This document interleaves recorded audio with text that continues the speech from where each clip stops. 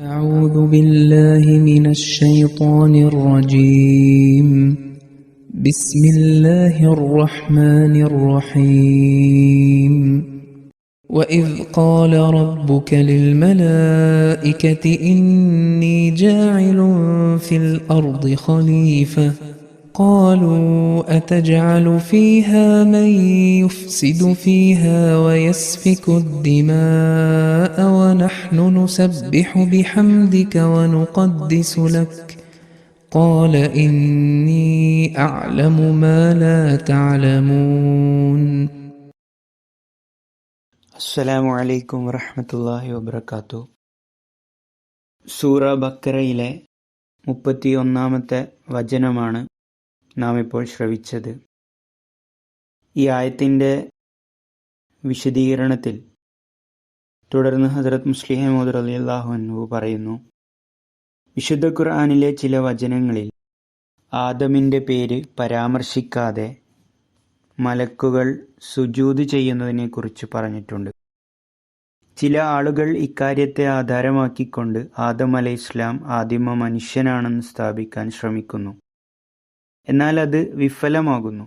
വിശുദ്ധ ഖുർആനിൽ ഈ വിഷയത്തെ സംബന്ധിച്ച് സൂറ ഹിജ്റിൽ അല്ലാഹു പറയുന്നു, വലഖദ് ഖലഖനൽ ഇൻസാന മിൻ സൽസാലിൻ മിൻ ഹമഇൻ മസ്നൂൻ വൽ ജാന്ന ഖലഖനാഹു മിൻ ഖബ്ലു മിൻ നാരിൻ സമൂം വഇദ് ഖാല റബ്ബുക ലിൽ മലായികതി ഇന്നി ഖാലിഖും ബശറൻ മിൻ സൽസാലിൻ മിൻ ഹമഇൻ മസ്നൂൻ ഫഇദാ സവ്വൈതുഹു വനഫഖ്തു ഫീഹി മിൻ റൂഹി ഫഖഉ ലഹു സാജിദീൻ.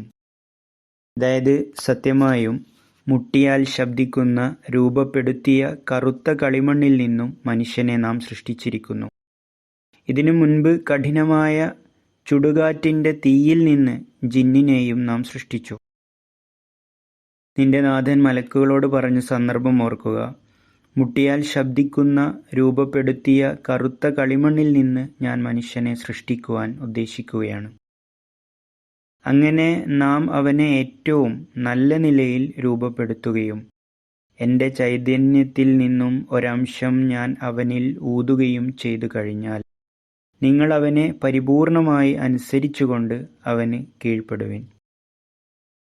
സൂറ സ്വാദിൽ 72-73 വചനത്തിൽ അള്ളാഹു പറയുന്നു, ഇദ് ഖാല റബ്ബുക ലിൽ മലായികതി ഇന്നി ഖാലിഖും ബശറൻ മിൻ തീനിൻ ഫഇദാ സവ്വൈതുഹു വനഫഖ്തു ഫീഹി മിൻ റൂഹി ഫഖഉ ലഹു സാജിദീൻ.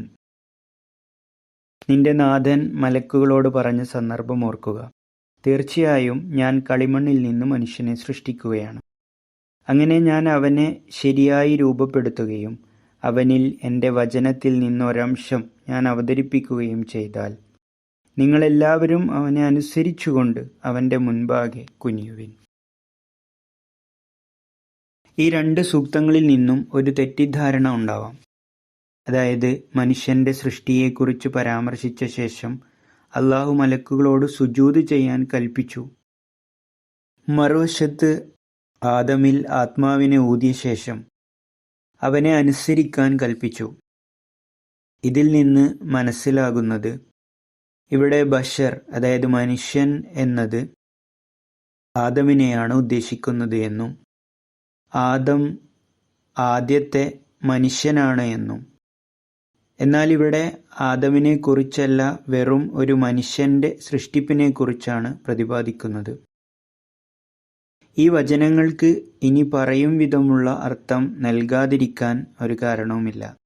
അതായത്, മനുഷ്യൻ്റെ സൃഷ്ടിയുടെ സമയത്ത് അള്ളാഹു മലക്കുകളോട് പറഞ്ഞിരുന്നു, ഒരു ദിവസം മനുഷ്യൻ തൻ്റെ വെളിപാടുകൾക്ക് അർഹനാകുമെന്ന്.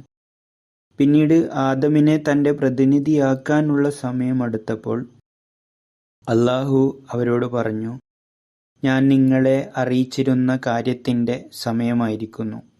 സവ്വൈതുഹു എന്ന വാക്കുകളിലൂടെ സൂചിപ്പിച്ച സമയം തന്നെയാണ് ജാഇലുൻ ഫിൽ അർളി ഖലീഫ, അതായത് ഭൂമിയിൽ ഒരു പ്രതിനിധിയെ നിയമിക്കാൻ പോകുന്നു എന്ന വാക്കുകളിലൂടെ വീണ്ടും സൂചിപ്പിച്ചത്. മനുഷ്യനിപ്പോൾ വെളിപാട് സ്വീകരിക്കാൻ പ്രാപ്തനാണെന്നും അതിനാൽ നിങ്ങൾ ഈ കാര്യത്തിന് തയ്യാറാകണമെന്നും അവനിൽ വെളിപാട് ഇറങ്ങുമെന്നും നിങ്ങൾ അവനെ സഹായിക്കാൻ തുടങ്ങണമെന്നും അറിയിച്ചു.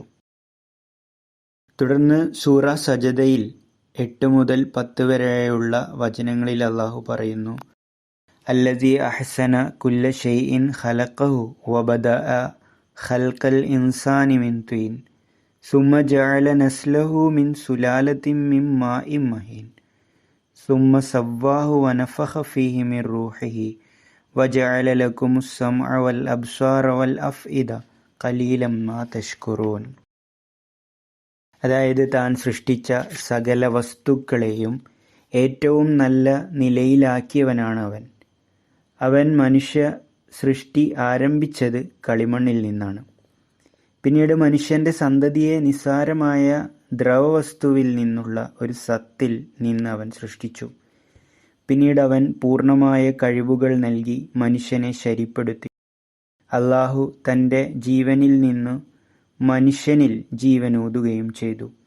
നിങ്ങൾക്ക് അവൻ ചെവിയും കണ്ണുകളും ഹൃദയങ്ങളും ഉണ്ടാക്കിത്തരുകയും ചെയ്തു. നിങ്ങൾ അല്പം മാത്രമേ നന്ദി കാണിക്കുന്നുള്ളൂ. ഈ സൂക്തത്തിൽ സൃഷ്ടിയുടെ ക്രമം ഇങ്ങനെയാണ് വിശദീകരിക്കുന്നത്. 1.